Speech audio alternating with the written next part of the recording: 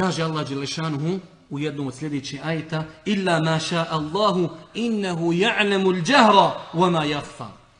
Allah dželešanuhu kada sebe opisuje kaže: on zna ono što javno iznosite i ono što tajite.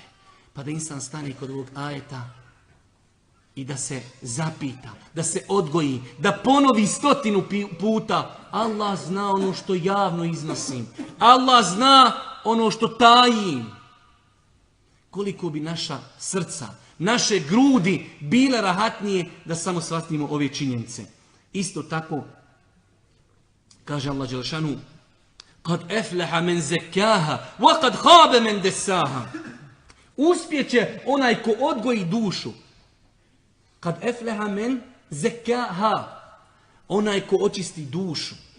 Naše duše traži čišćenje. Vidite se kako mi imamo u laptopu, u mobitelu imate čišćenje onih virusa. Mi neprestano svojim očima kupimo viruse, grijesi, srce pocrnilo. Kaže Allah poslanik, ljudsko srce kada uradi se grijeh, na njega stavi se tačka. Pa ako kaže se pokaje, ta tačka se ispolira. Nama treba poliranje srca. Ne možemo zapostaviti svoju dušu. Moramo pratiti njen hal. Zato Allah dželešanu kaže: uspio je onaj koji je odgoji, onaj koji je čuva. Kad efleha men zekaha. Čime? Ibadetom, pokornošću, dobročinstvom. Jeste vidjeli kako se lijepo osjećate kad odete posjetiti bolesnika? Kad nekom dadeš marku sadaki, kad nekome pomogneš, kad klanjaš namaz, kad učiš Kur'an, osjetiš nešto u grudima neopisivo. To je čišćenje duši. وَقَدْ خَابَ مَنْ دَسَاهَا. I propaj onaj koji zapostavi.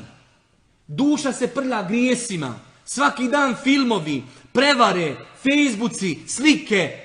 Samo se prlja, samo se prlja. Taj će, kaže, biti uništen. Pa moramo paziti na svoju dušu. Vidio ste kako mobitel, baterija, jel počne dole 15% ispod, daj punjač, halo, ugasit će se. A duša, naš iman, naše srce, umro, ima, nema ga, mi hodamo onako, ali nema ništa, nejit. Ništa. Pa moramo paziti na svoju dušu. Moramo je odgajati. Vidite se kad čovjek ima jednu samo negativnu osobinu, hoće da se ostavi jednog poroka, rećemo duhan. Koliko vremena treba da to ostavi? Treba truda. Tako, braćo moja draga i cijene sestre, da bi insan dušu ukrotio. Imate u Leme kaže, borio sam se sa svojom dušom samo u pitanju ihlasa 10 godina, dok nisam, kaže, ukrotio svoju dušu. Zbog koga radim ta djela? Zbog koga klanjam? Pazite, mi imamo problem da uradimo dobro djelo. Imamo problem da klanjamo. Ali kad već uradimo dobro djelo, zbog koga smo ga uradili? Allah dželešanu kaže u Kur'anu: "Fewailul lil musallin." Teško se klanjačima.